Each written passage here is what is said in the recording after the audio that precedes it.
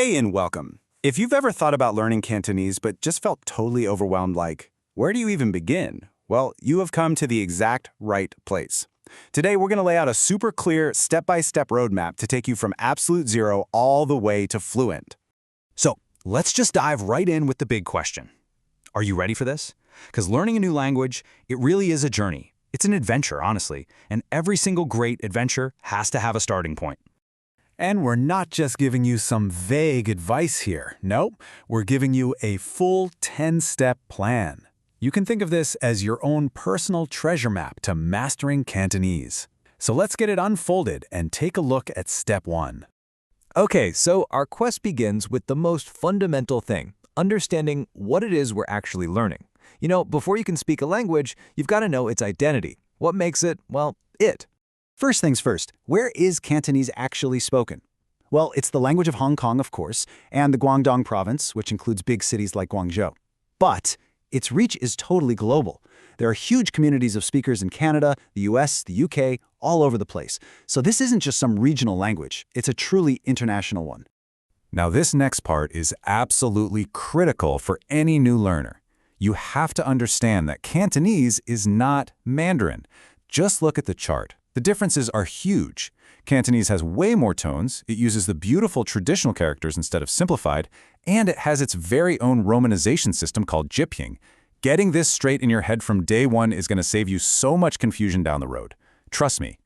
Okay, so now that we've got that foundation, let's build on it. This next phase is all about the essentials. We're talking about training your ear to the unique sounds of the language and learning just enough to get back.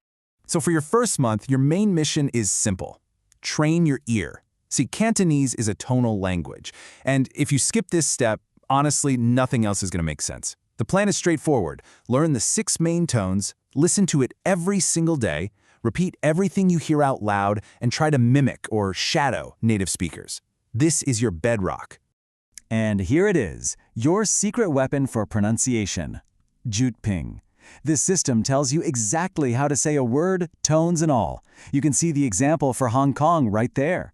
Now, I cannot stress this enough. Please, do not skip this step. It is your shortcut to sounding authentic right from the very beginning. So, what's your first target for vocabulary? You're going to want to aim for about 500 to 1,000 survival words. We're talking the absolute basics here. Greetings, numbers, how to ask for directions, and, of course, how to order all that delicious dim sum. This is the core vocab that's going to get you through a day. All right, once you've got the sounds and those survival phrases locked down, it is time to expand your universe. This next stage is all about learning to read and really truly immersing yourself in Cantonese culture. I know, tackling Chinese characters can feel a little intimidating, but there is a strategy. Don't try to learn all of them at once. Instead, focus on the most common 1,000. Start by learning the radicals. Think of them as the building blocks of characters, and pay close attention to the stroke order. And hey, there are great apps like Pleco and Skritter designed to help you with exactly this. Now for the really fun part, immersion. Dive into the world of Hong Kong cinema with classics like Infernal Affairs or Ip Man. Listen to Canto pop legends like Eason Chan. The key here is to start with English subtitles just to get the plot, then switch over to Chinese characters to connect the words with the sounds. And finally, when you're feeling brave, turn them all off. You'll be amazed at how much you can pick up. All right, so you've built this really solid base of listening and reading. The next step is probably the most important one of all, putting it all into practice. It is time to start actively thinking and, more importantly, speaking the language. So, what is the single most important rule in this entire roadmap? It's right here. Do not wait.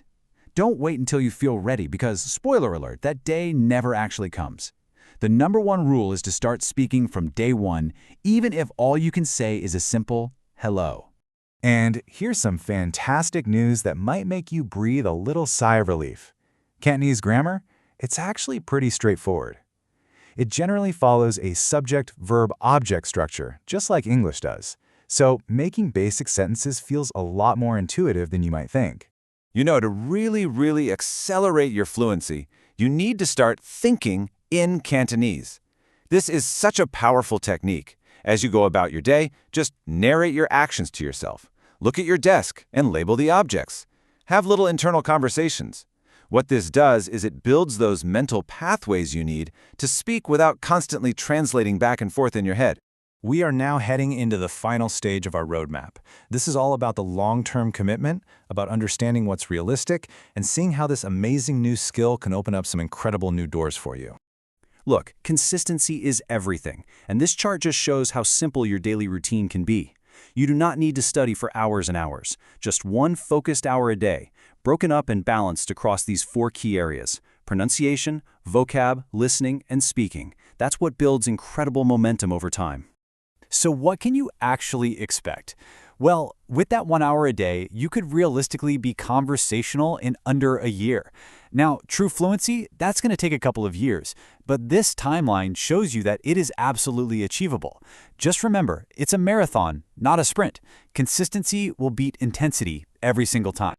So why does all this matter? Well, beyond just being able to talk to people, learning Cantonese can become a really powerful asset. You could document your whole journey on YouTube. You could create content comparing it to Mandarin for an audience, or even teach other beginners what you learn each week. You're not just learning a language, you're building a unique skill and maybe even a personal brand. So, we end right back where we started with a question just for you. Why are you on this journey? Is it for travel?